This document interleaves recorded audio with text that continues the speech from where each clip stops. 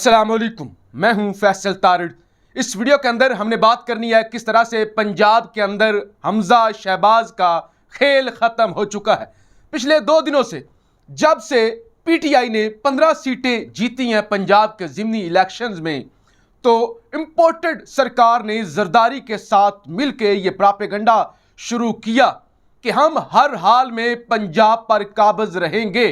जरदारी ने तो यहां तक कह दिया कि मैं लिख कर देने के लिए तैयार हूं, मैं लिख कर देने के लिए तैयार हूं कि पंजाब के अंदर हुकूमत हमजा शहबाज ही की होगी। अगर मैं शहबाज शरीफ को वजीर आज़म बना सकता हूं तो फिर मुझ पर एतमाद रखें कि मैं हमजा शहबाज को वजीर आला बरकरार भी रख सकता हूं। लिहाजा जोड़ तोड़ शुरू किए गए और हर तरह से वसाइल इस्तेमाल किए गए। आज पूरा दिन जिस तरह से सूरत हाल अचानक तब्दील होती हुई हमें नजर आई कि एक पीटीआई की एमपीए पैसे लेकर मुबैना तौर पे वो तुर्की फरार हो गए। 2 एमपीएस के हवाले से खबरें चली कि उन्होंने भी डील कर लिया, उनको भी पैसे मिल गए हैं। और एक सारा दिन जो गंदा खेल रहा कि नून लीग की राहीला नामी एमपीए वो फोन्स करती रही मुख्तलिफ एमपीएस को और उनको 25-25 करोड़ की ऑफर करती रही और उनको साथ साथ ये भी कहती रही कि आप 10 मजीद बंदे तोड़े तो आपकी उसमें भी कमीशन होगी, उसके आपको अलग पैसे दिए जाएंगे और आपको 25-25 करोड़ अलग दिए जाएंगे। अब पीटीआई के 3 एमपीएस की जानब से बयान हल्फी लिखा गया है। राहीला का कॉल रिकॉर्ड भी सामने आ चुका है जो कि कल सुबह पाकिस्तान तहरीक इंसाफ और काफ लीग सुप्रीम कोर्ट के अंदर पेश करने जा रही है कि माय लॉर्ड, आपने तो ये कहा था कि पंजाब के अंदर फ्री एंड फेयर इलेक्शन होंगे, वजारत आला के एक ही दफ़ा इलेक्शन होगा। हम हमजा को महदूद अख्तियारात देते हैं और साथ हमजा को बाउंड भी करते हैं कि वो अपना हुकूमती असर रसूख इस्तेमाल ना करे। यहाँ पे वफाकी वज़ीर दाखिला कहता है कि हम बंदे गायब कर लेंगे, तो फिर कैसे परवेज़ इलाही जीत पाएगा। तो इस वक्त मुकम्मल तौर पे जो गेम है वो इमरान खान के हाथ में आ चुकी है। वो मैं आपको बताता हूं किस तरह आ चुकी है। एक तो सुप्रीम कोर्ट के लिए आपके पास मुकम्मल तौर पे सबूत आ गए, बयान हल्फी लिख दिया गया है, कॉल्स का रिकॉर्ड आ चुका है और राहीला ने अता तारड़ से बात करवाई। अता तारड़ क्योंकि पंजाब के वजीर कानून है और उनसे बात करवाई गई कि आप देखें, आप गारंटी दें, आप 25 करोड़ रुपया भी दें और ये लोग वोट ना दें। तो सारे वो सबूत जो और राना सनाउल्लाह की ट्रांसक्रिप्ट भी आज जमा करा दी गई थी सुप्रीम कोर्ट के अंदर। तो मुकम्मल तौर पे एक जो लीगल केस है कप्तान का वो तो इस इंपोर्टेड सरकार के खिलाफ मजबूत हो चुका है। दूसरे नंबर पे बात आती है नंबर गेम्स की कि जो पिछले 2 दिनों से जोड़ तोड़ हो रहा था और पैसों की बोरियां बांटी जा रही थी। नंबर भी पीटीआई के पूरे हो चुके हैं। लाहौर के एक मुकामी होटल के अंदर पीटीआई और काफ लीग के 186 अरकान पूरे हो चुके हैं। तो 186 आपको वो मैजिक नंबर चाहिए होता है पंजाब के अंदर हुकूमत बनाने के लिए। तो 186 नंबर पीटीआई के पूरे हो चुके हैं और नून लीग के नंबर पूरे होने के बजाय इस सारे धौंस धांधली और सारी मार धाड़ के बजाय उसके बावजूद नून लीग के नंबर कम होना शुरू हो गए हैं। कि पहले ही नून लीग को ज़िमनी इलेक्शन से बड़ा झटका लग गया था कि उनके भावल नगर से एमपीए काशिफ नायल हो गए थे जाली डिग्री केस में। फैसल नियाजी साहब ने इस्तीफा दे दिया था, जलील शरकपुरी साहब ने इस्तीफा दे दिया था और अब यह खबर आई है कि गियासुद्दीन साहब ने भी इस्तीफा दे दिया। तो यूं वो जो नंबर बढ़ाने में लगे हुए थे और पीटीआई के बंदों को तोड़ने में लगे हुए थे, 25-25 करोड़ की ऑफरें कर रहे थे, लोगों को तुर्की भागने पे मजबूर कर रहे थे। अब सूरत हाल ये है कि एक तो पीटीआई के नंबर पूरे हो गए, एक पीटीआई के पास लीगल केस मजबूत हो गया, सुप्रीम कोर्ट में सुबह पेश करने के लिए सबूत आ गए, और तीसरे नंबर पे कप्तान के पास नंबर भी पूरे हो चुके हैं। अब सूरत हाल क्या बनी हुई है?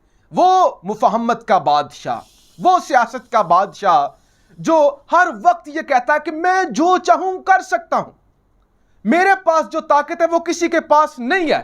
और हकीकी मानों में इस वक्त जरदारी साहब के पास इतनी ताकत है कि एस्टैब्लिशमेंट मुकम्मल तौर पर रिलाई करती है जरदारी साहब पर, जितनी भी नादीदा कुव्वतें हैं वो जरदारी साहब पे रिलाई करती हैं कि आप इस सारे खेल को रचाएं।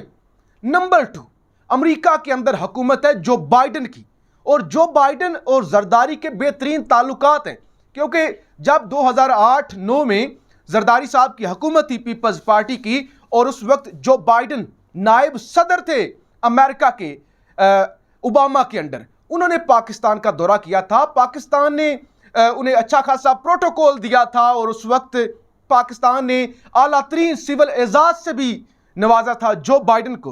तो लिहाजा जो बाइडन और ख़ास तौर पे ओबामा, ये जो रजीम है अमेरिका में और था भी, इनके साथ बहुत अच्छे ताल्लुकात थे जरदारी साहब के। आपको याद होगा कि जब उसामा बिन लादेन को मार दिया गया और घबरा कर फ़ोन किया ओबामा ने कि हमने तो पाकिस्तान की बड़ी बेइज्जती कर दी है, कि हमने एतमाद में नहीं लिया, तो जरदारी साहब ने आगे से कहा था और कोई साढ़े लाख मुबारक हो आपको, आप बस जितने बंदे मार सकते हैं मारे, कोई और हमारे लायक हो तो जरूर बताइएगा। तो जरदारी का अमेरिका के मौजूदा रजीम के साथ बहुत स्ट्रॉन्ग गहरा ताल्लुक है। तो यकीनी तौर पे जरदारी का अब पाकिस्तान की एस्टैब्लिशमेंट के साथ, इंटरनेशनल एस्टैब्लिशमेंट के साथ, और फिर एक सीनियर पॉलिटिशियन है, तो अच्छे ताल्लुकात हैं। एक इतना बड़ा सियासतदान, नौबत ये आ गई है कि अगर आप इंटरनेट पर जाके वो तस्वीर देखें जो आज दूसरी मुलाकात हुई है चौधरी शुजात हुसैन की और आसिफ अली जरदारी की, उस मुलाकात के अंदर जरदारी शुजात हुसैन के कदमों में पड़ा हुआ है, पांव को हाथ लगा रहा है, घुटनों में को हाथ लगा रहा है कि इस वक्त हमारे तमाम ख्वाब चकनाचूर हो जाएंगे और अमेरिका की ऑपरेशन रजीम चेंज को ब्रेकें लग जाएंगी, क्योंकि मकासद तो पूरे हुए नहीं जिस मकसद। हाँ, इकॉनमी को आपने जरूर तबाह किया है और तेजी से तबाह कर भी रहे हैं, लेकिन जो एक वसी तर अमेरिका के मकासद थे खित्ते के अंदर कि पाकिस्तान को कमजोर किया जाए, याद रखिए अमेरिका की ये आइन में लिखा हुआ है, अमेरिका के आइन में है कि कोई भी इस्लामी मुल्क एटमी ताकत नहीं होना चाहिए। लीबिया ने बनने की कोशिश की, रिवर्स हो गया। इराक ने बनने की कोशिश की, क्या हुआ आप जानते हैं। और उसके बाद ईरान आज तक नहीं बन सका, जद्दोजहद कर रहा है, और पाकिस्तान एटमी ताकत है, तो फिर अमेरिका पाकिस्तान को किस हद तक दबाने की कोशिश करेगा। फिर पाकिस्तान एक ऐसा मुल्क है जो दुनिया में 3 बड़ी ताकतों को आपस में मिलाता है। पाकिस्तान सेंट्रल एशिया को मिला देता है दुनिया से, पाकिस्तान जनूबी एशिया से मिला देता है दुनिया से, पाकिस्तान मिडल ईस्ट से मिलाता है दुनिया से। तो पाकिस्तान एक इंतहाई अहम मुल्क है। इस अहम मुल्क के अंदर जो रजीम चेंज ऑपरेशन किया गया था उसके मकासद पूरे तो हुए नहीं, तो लिहाजा इस वक्त अमेरिका और अमेरिका का एजेंट फिर आसिफ अली जरदारी चौधरी शुजात के कदमों में पड़ा हुआ है कि हमारी इज्जत, हमारे मकासद, हमारा इतना ज्यादा मेहनत और उसके बाद जो हम जूते खा रहे हैं, इससे सिर्फ आप ही हमें निकाल सकते हैं। लेकिन चौधरी शुजात हुसैन की जानिब से भी इनकार कर दिया गया है। तो जब चारों तरफ से मैंने आपको बता दिया कि बंदे पीटीआई के पूरे हो गए, हमजा का खेल खत्म हो गया, लीगल केस जो है वो भी बड़ा मजबूत हो गया पीटीआई का, और इसके बाद अब कोई रास्ता नहीं बचा, इसके बाद कोई रास्ता नहीं बचा हुआ। या तो ये रातों रात भाग जाएंगे, और कल भी मैंने आपको बताया था, रात से खबरें चल रही हैं कि एयरपोर्ट्स पर निजी तैयारे आकर खड़े हुए हैं जो इनको ले जाने के लिए तैयार हैं, या किसी वक्त भी इनको गेम बदलती हुई नजर आई तो ये भाग जाएंगे। हो सकता है आज रात भाग जाएं, कल रात भाग जाएं। तो अब राना सनाउल्लाह जैसे लोग जो कि टाउट हैं, जो कि बस जिनको चाबी लगाएं और वो बोलना शुरू कर देते हैं, जो कि जुल्म की सारी हदें पार करते हैं, उनको अपनी सियासी मौत नजर आ रही है। और जो उन्होंने जुल्म जबर किया हुआ है और जो उसकी अगर सजा मिल जाए तो राना सनाउल्लाह की 7 नस्लें जेलों से ना निकले, तो राना सनाउल्लाह जैसे लोग इस वक्त अपने होशो हवास खो बैठे हैं। राना सनाउल्लाह साहब कहते हैं, अगर आप एक बाप के हैं तो मुझ पर पाबंदी लगा कर दिखाएं।